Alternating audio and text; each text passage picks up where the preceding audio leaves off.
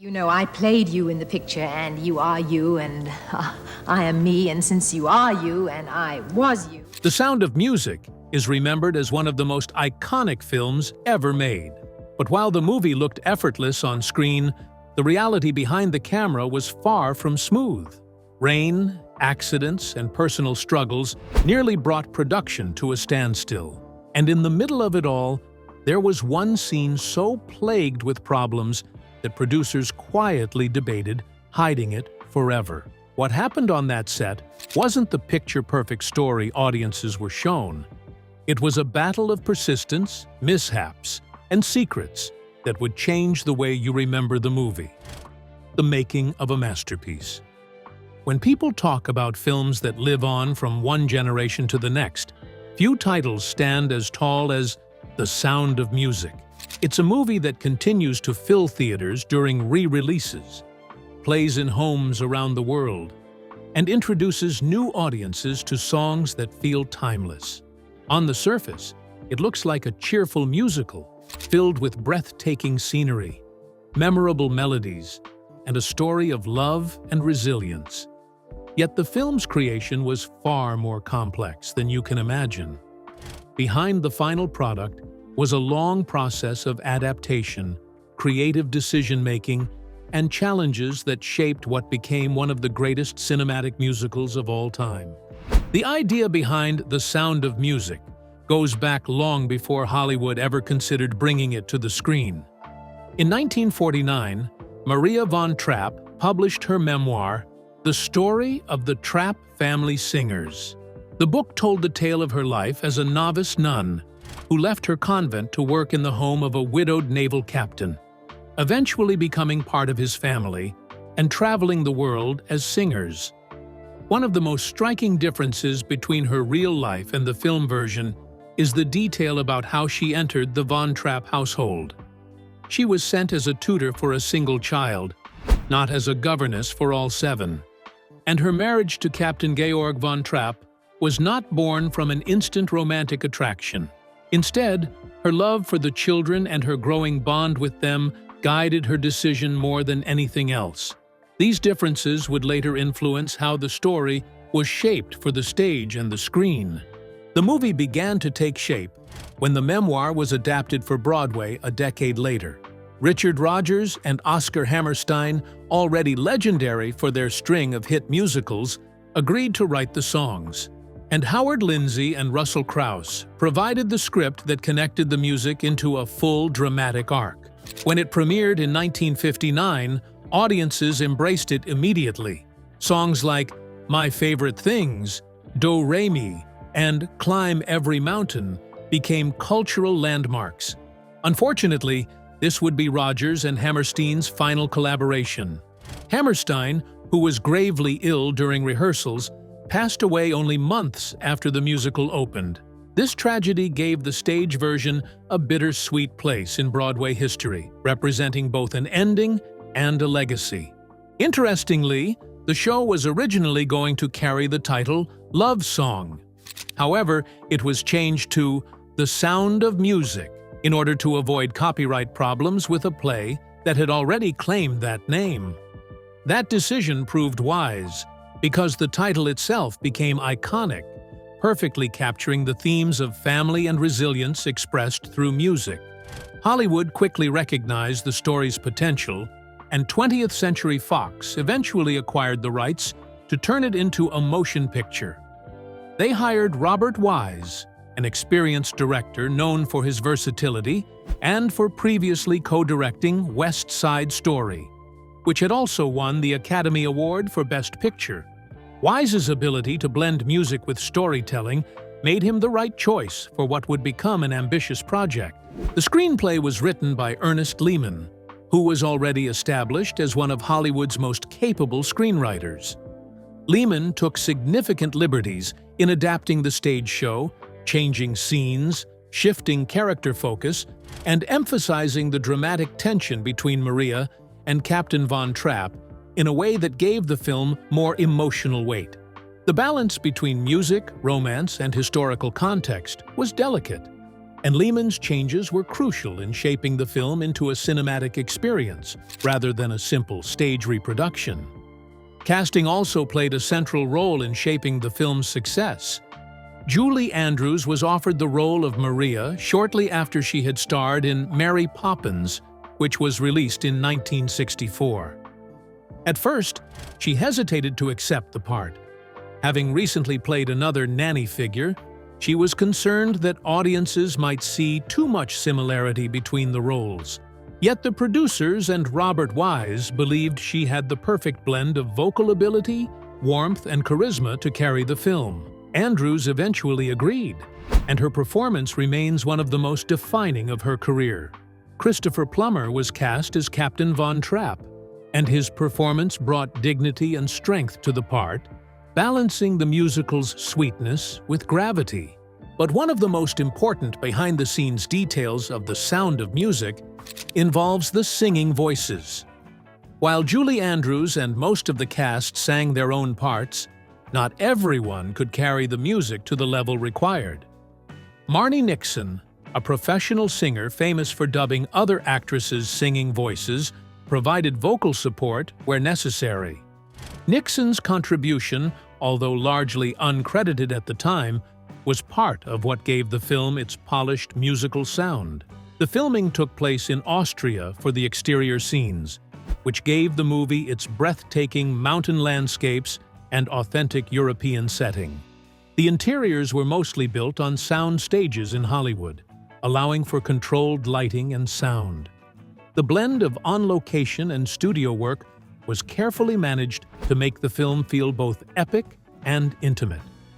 When the film was released on March 2, 1965, it quickly exceeded expectations. With a budget of $8.2 million, it went on to gross more than $286 million worldwide.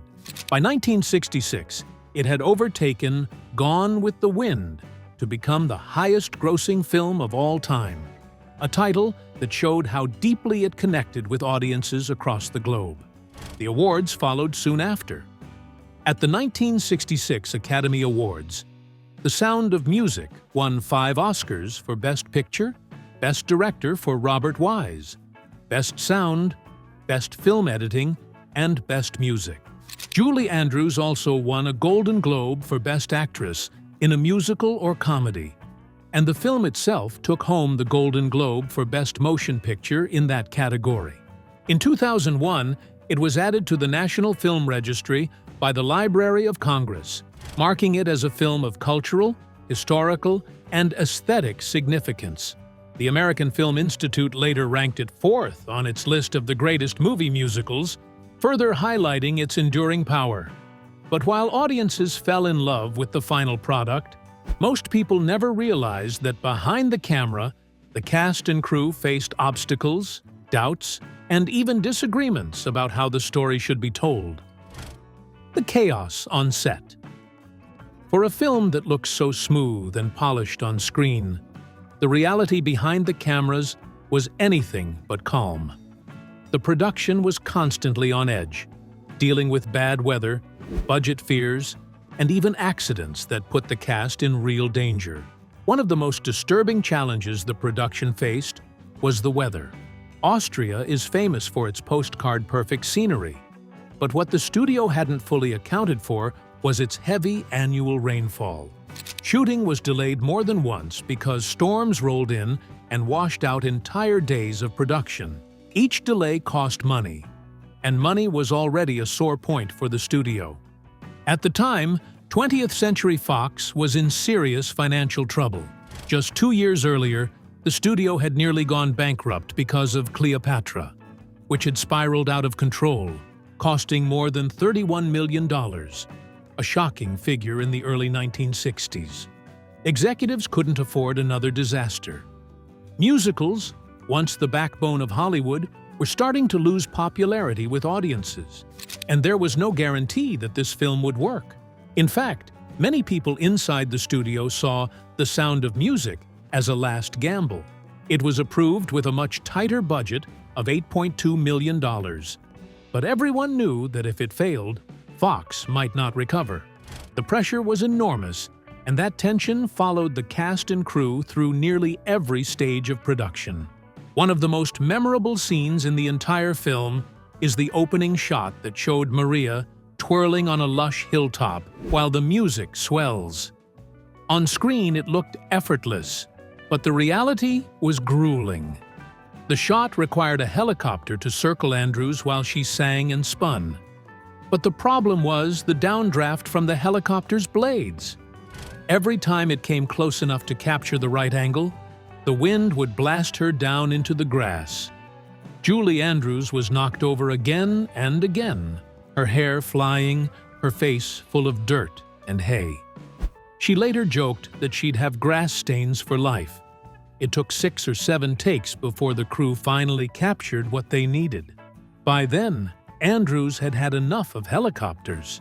The child actors also had their share of trouble. Kim Carath, who played the youngest Von Trapp, Gretel, couldn't swim. No one thought much of it until the famous boat scene where the children topple into the water. The other kids could splash and swim to the edge, but Carath went under. Julie Andrews immediately tried to help, but because of the heavy costumes and the chaos, it wasn't easy. Carath swallowed water and had to be pulled out. That frightening moment stayed with her, and she later admitted it gave her a lasting fear of swimming. Charmian Carr, who played Liesel, faced her own accident while filming the number 16 going on 17. The scene required her to dance inside a glass-walled gazebo with Rolf. The floor was slick, and during one take, she slipped badly and twisted her ankle. Carr was in real pain, but the show had to go on. The crew taped her ankle tightly, and she finished the dance routine with a visible limp hidden as best as possible by camera angles.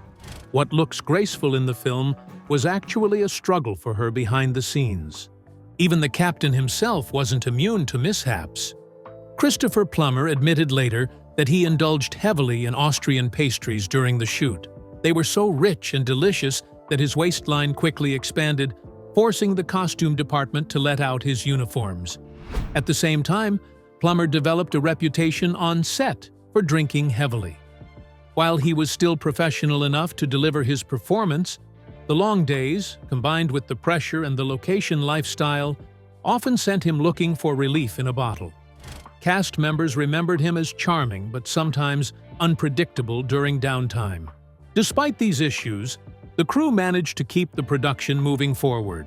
Robert Wise had a reputation as a calm and organized director, and his steady hand was crucial in keeping things from falling apart.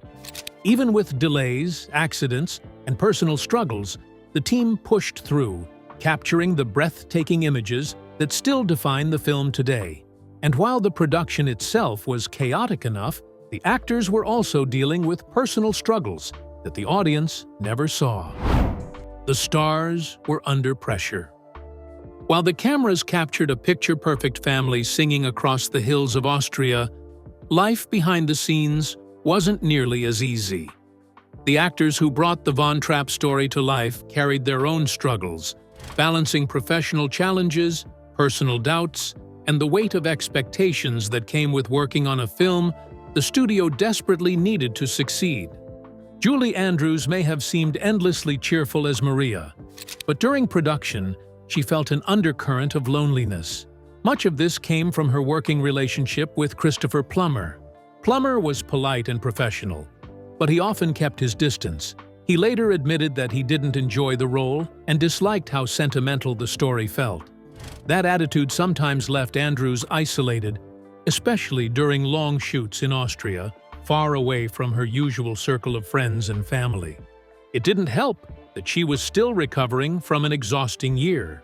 Mary Poppins had been filmed back-to-back with The Sound of Music, and both productions placed enormous physical and emotional demands on her. Disney had even delayed portions of Mary Poppins to accommodate Andrews' pregnancy, and yet she still performed many of her own stunts in that film and again in The Sound of Music. Spinning in fields, tumbling during rehearsals, and working through cold Austrian weather were far from easy. especially for someone who was adjusting to the whirlwind of sudden international fame. Despite this, Andrews maintained her professionalism, never letting the audience see the fatigue that often weighed on her off-camera. Christopher Plummer, on the other hand, was dealing with his own frustrations. He was a classically trained actor with years of Shakespearean experience, and he worried that playing Captain Von Trapp would box him into a role that felt stiff and one-dimensional.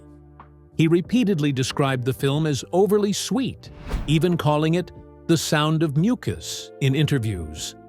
Although he eventually admitted that the movie was well-crafted, he still felt some type of way towards it.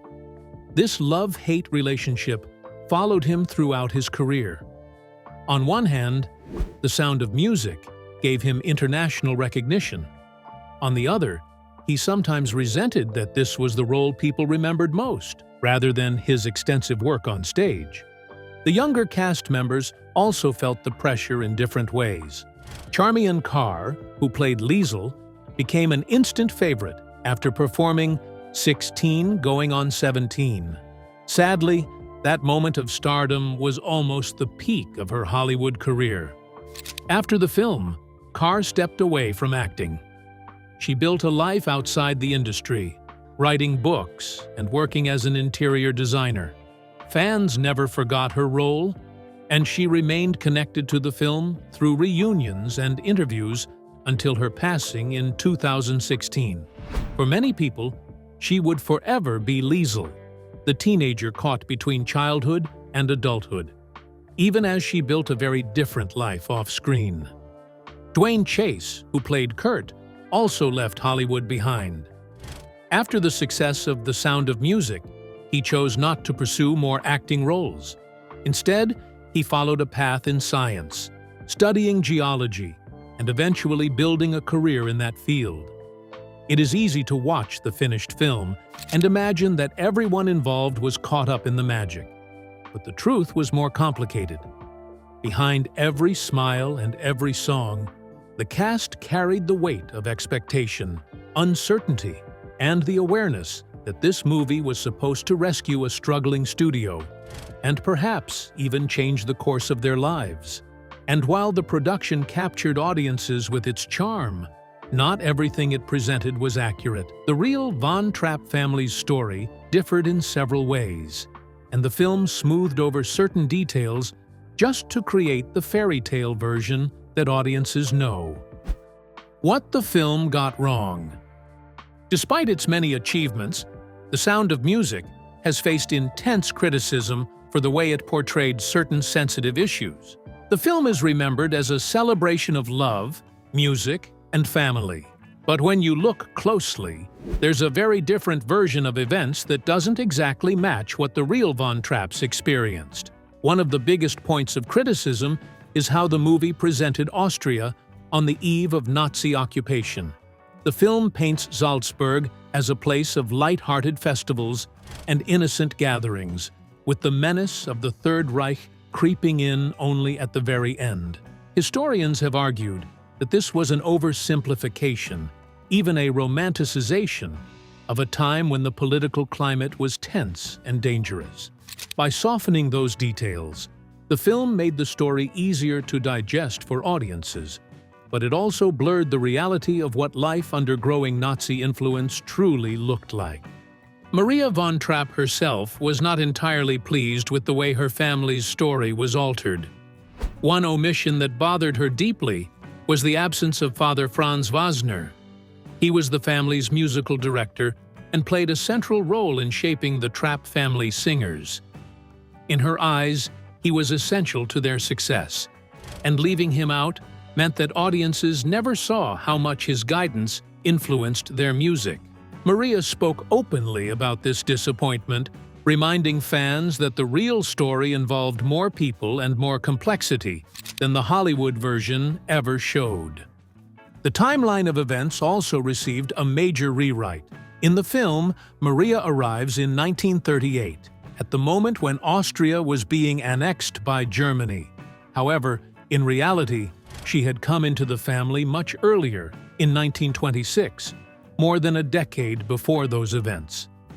This change created a dramatic backdrop for the movie, but it also distorted the way events actually unfolded.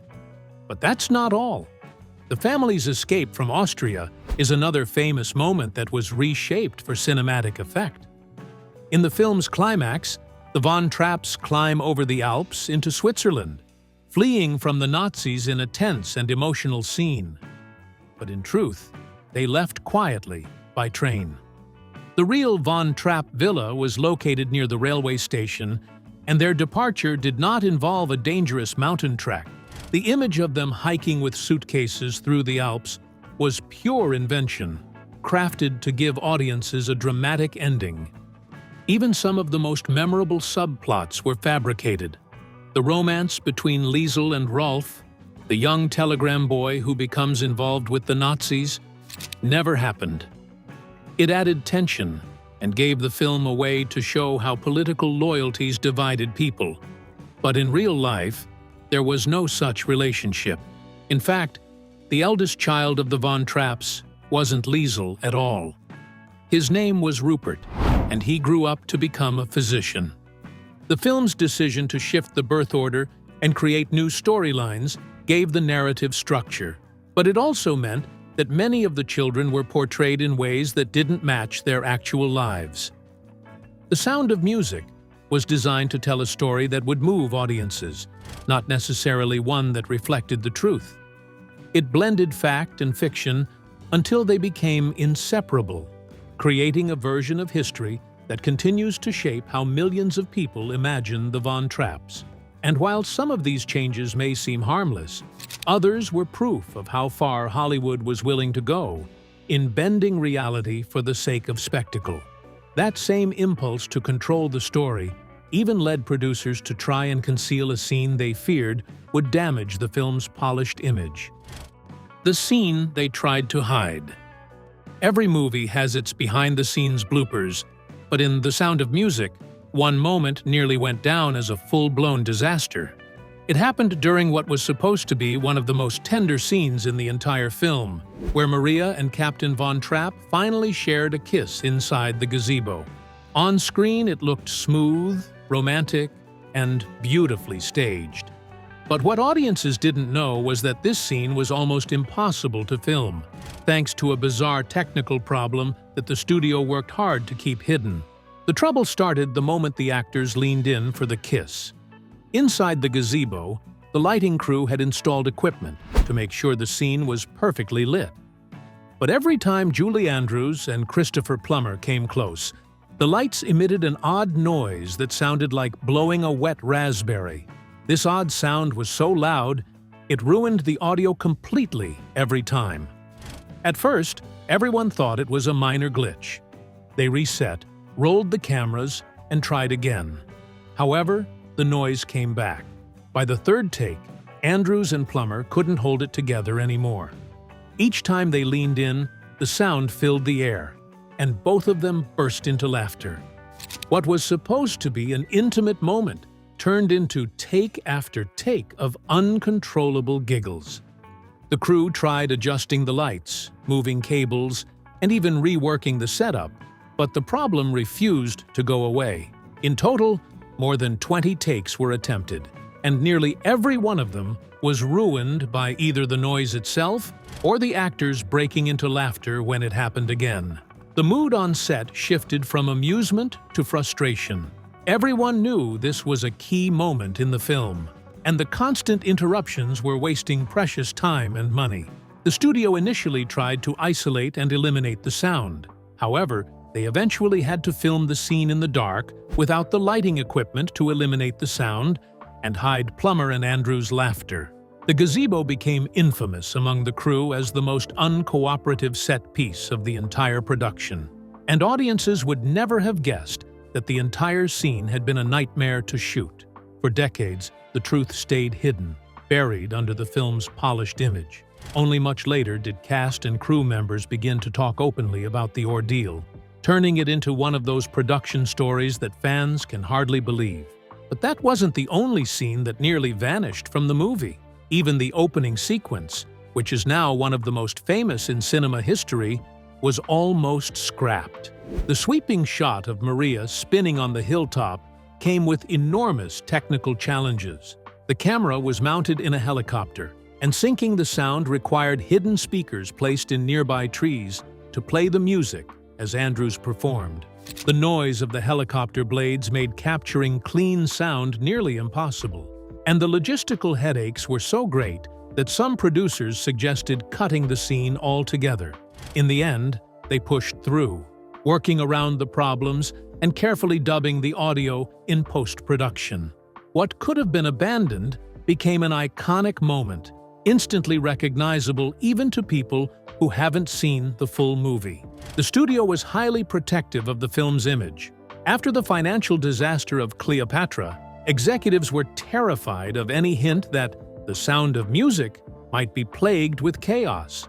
That's why stories like the gazebo fiasco or the helicopter difficulties were kept quiet at the time. The priority was to present a finished film that looked flawless, even if it took endless takes and expensive fixes to get there. But beyond the technical challenges and hidden bloopers, there are even more surprising details about The Sound of Music that fans rarely hear. Little-known facts about the cast, the production, and even the film's global reception continue to surface, adding layers to a story that has been retold for more than half a century. Hidden facts about the show. Even after decades of re-releases, sing-alongs, and endless home viewings, The Sound of Music still hides secrets that surprise even its biggest fans. Beyond the famous songs and sweeping scenery, there are details about the production and the real Von Trapp family that make the story even richer. One of those details involves a song that never made it to the screen. In the original Broadway production, Maria and the captain sang a duet called An Ordinary Couple. It was meant to capture their decision to marry, but when director Robert Wise saw it performed on film, he felt it lacked emotional punch. The song was simple, almost too plain, and didn't carry the weight of such an important moment. So Richard Rodgers stepped in to write a new number, Something Good. With its gentle melody and heartfelt lyrics, it gave the wedding sequence the romantic gravity it needed. But today, many fans don't realize that the film replaced an entire song to make the story resonate more deeply. Another hidden gem is Maria Von Trapp's cameo. The real Maria wasn't content to stay completely off-screen while her family's story was being retold. During the number I Have Confidence, she can be spotted walking across a square in Salzburg, blending into the background as an extra. It was a small nod from the filmmakers to the woman whose memoir started it all, and for fans who know where to look, it feels like a secret handshake across generations. Casting, too, came with surprises. Before Julie Andrews was chosen, studios actually considered another iconic actress, Audrey Hepburn. Hepburn had already proven herself in musicals like My Fair Lady, and producers saw her as a bankable choice. But in the end, the combination of Andrews' voice, charm, and her success with Mary Poppins made her the perfect fit. It's fascinating to imagine how different the film might have felt with Hepburn in the role. Graceful, no doubt, but lacking that soaring voice that became central to the film's identity. The real Von Trapp family also looked quite different from their Hollywood counterparts. In reality, Georg and Maria had 10 children, not 7. For simplicity, the movie reduced the number and changed all their names. It helped audiences keep track of the characters, but it meant that the real children were transformed into fictionalized versions of themselves. Another major difference lies in the captain himself. In the movie, Georg von Trapp is portrayed as strict, stern, and emotionally distant until Maria wins him over. But in real life, he was remembered very differently. He was described as warm, kind, and deeply musical. In fact, he reportedly played instruments, loved singing with his children, and was nothing like the authoritarian figure Hollywood created. This change was a dramatic device that gave Maria a challenge to overcome, but it didn't reflect the man behind the name. Decades later, The Sound of Music still shines as a masterpiece, but knowing what happened behind the scenes gives it a new depth. The laughter, the mishaps, the secrets, and even the moments Hollywood tried to hide are proof that perfection on screen often comes from chaos off it. What's your favorite scene from The Sound of Music? Let us know in the comments section below. If you enjoyed this video, don't forget to click on the next video on your screen, like this video, and subscribe to our channel for more updates.